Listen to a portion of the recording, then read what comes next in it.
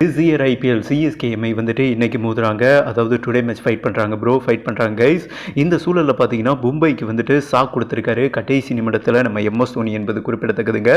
அதாவது ருத்து முடிவை மீறி இருக்காரு. இல்லை இவன் செட் ஆக மாட்டான், அவனுக்கு பதிலாக இவனை கொண்டு வா, முள்ளால் எடுப்போம். ஏன்னா எம்ஐ டீமில் வந்துட்டு இந்த பிளேயர் விளையாண்டுருக்காரு. எம்ஐ டீமோட ப்ளஸ் மைனஸ் இவருக்கு புரியுங்க. அதனால் வந்துட்டு மிகப்பெரிய ஜாம்பவான் பத்ரானாவை தூக்கிட்டு ஆக்கர் ஸ்பெஷலிஸ்ட்டுங்க.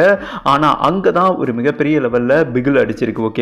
அதனால எம்எஸ் தோனி சாட்டிஸ்ஃபைட் ஆகலை. ப்ராக்டிஸ் கேம்லையும் சரி, பயிற்சி ஆட்டத்திலையும் சரி, இல்லை ப்ரோ இவன் செட் ஆக மாட்டான் ப்ரோ அப்படின்னு திட்டவட்டமாக கேப்டன் ருத்ராஜ் கேக்வாட் கிட்ட சொல்லியிருக்காருங்க. அதாவது சும்மா அதெல்லாம் ஒரு பேச்சுக்குன்னு வைங்களேன். ஆனால் எல்லா முடிவையுமே நம்ம தலை தான் எடுக்கிறாரு. கோச்சும் அவரே, எல்லாமே அவர் தான், ஆதியும் அந்தமும் அவர் தான் என்பது குறிப்பிடத்தக்கதுங்க. ஓகே, இந்த சூழலில் சிஎஸ்கே பிளேயிங் 11 டுடே மேட்ச் எப்படி இருக்க போது? நேற்று மேட்ச் வந்துட்டு கேகேஆரை ஈஸியாக ஊதி விட்டாங்க ஆர்சிபி அண்ட் அபாரமான வெற்றி என்பது குறிப்பிடத்தக்கதுங்க. பாயிண்ட் ஸ்லாட்டில் முதல் பிளேஸ் பிடிச்சிருக்காங்க. ஓகேவா? நெட் ரன் ரேட் பார்த்தீங்கன்னா தாறுமாறாக ஏறியிருக்கு, +2க்கு போயிருக்கு என்பது குறிப்பிடத்தக்கது.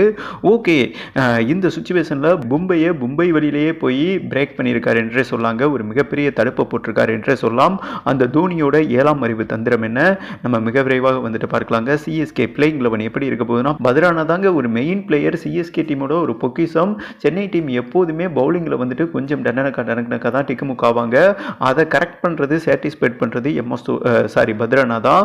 பட் அவரையே வந்துட்டு கிள்ளிக்கிற மாதிரி தூக்கி எறிஞ்சிருக்காருங்க எம்எஸ் தோனி. அதற்கு காரணம் என்னன்னா, இலங்கை டீமில் விளையாண்டுக்கிட்டு இருக்காரு இல்லையா, அவரோட மைண்ட் செட்டை மாற்றி விட்டாங்க. நீ ஆக்குறதாண்டா போடுற, இன்டர்நேஷனல் கிரிக்கெட்டில் ஓவரால் ஃபார்மேட் நீ சர்வே பண்ணனா டெஃபினட்டாக பல வேரியேஷன் உனக்கு போட தெரியணும். ஆனால் இவருக்கு வரமாட்டேது. ஓகேவா? ஏன்னா இவரோட ஆக்ஷனே வந்துட்டு ஆக்கர் தான். அந்த மாதிரி தான் வருங்க. பவுன்சரு, குட் லென்த்து இந்த மாதிரி போட சொல்லி கொலாப்ஸ் ஆகிட்டார். இப்போ ஆக்கரே வரமாட்டேது.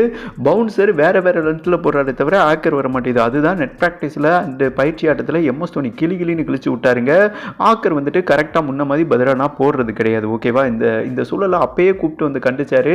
நீ ஏன்டா உன் ட்ரேட் மார்க்கில் உன் அடையாளத்தில் பந்து வீசுறா, மற்றவனுக்காண்டி உன்னோட அடையாளத்தை மாற்றிக்கிறாதுன்னு மிகப்பெரிய லெவலில் அட்வைஸ் பண்ணாருங்க. ஆனாலுமே திரும்ப பத்ரானாவை நெட்டில் போட சொல்லியிருக்காரு. அவருக்கு சரியாக ஆக்கர் விழுகலைங்க. ஷார்ட் பால் விழுகுது, இல்லாட்டினா காலில் வந்து விழுதுங்க. தோனியிலேருந்து எல்லா பேட்ஸ்மேனுமே பத்ரானாவை கிளின்னு கிழிச்சிருக்காங்க. இவர் அவுட் ஆஃப் ஃபார்ம்லேருந்து தான் வராரு. இலங்கை டீம்லேயே போய் அவர் ஒன்றுமே இதுவரை இந்த போன வருஷமும் சரி, இந்த வருஷம் ஆரம்பமும் சரி, அவருக்கு கெரியர் சரியாக போலங்க. இந்த சூழலில் எம்ஐ டீமில் நாதன் எல்ஸ் ப்ளே பண்ணார். ஓகேவா? செம்ம ஸ்விங் பவுலருங்க. தீபக் சகார் ஸ்விங் பண்ணுவார் இல்லையா, தீபக் சகாருக்கும் இவருக்கும் என்ன ஒரு மிகப்பெரிய டிஃப்ரென்ஸ்னா, தீபக் சகார் 120, 125, 130 தாண்ட மாட்டார். ஆனால் நாதன் எல்ஸ் வந்துட்டு 155 கிலோமீட்டர் வேகத்தில் ஸ்விங்கில் போடுவாருங்க. இந்த சூழலில் பத்ரானாவை ட்ரா பண்ணிட்டு நாதன் எல்ஸ் வந்துட்டு இன்னைக்கு பிளேயிங் 11 ஆடுவார் என்றும் ஒரு முக்கியமான செய்தி வந்திருக்கு. மற்றபடி பிளேயிங் 11 எப்படி செட் பண்ணியிருக்காங்கன்னா, Ruthu, Devon Conway, Rachin Ravindra, Tripathi, Shivam Dube, Ravindra Jadeja, MS Dhoni, Noor Ahmad, R Ashwin and பத்ரானாவுக்கு பதிலாக தாங்க நேதன் எல்ஸ் வந்துட்டு ப்ளே பண்ணுறாரு. அண்ட் கலீல் அகமது ப்ளே பண்ணுறாங்க.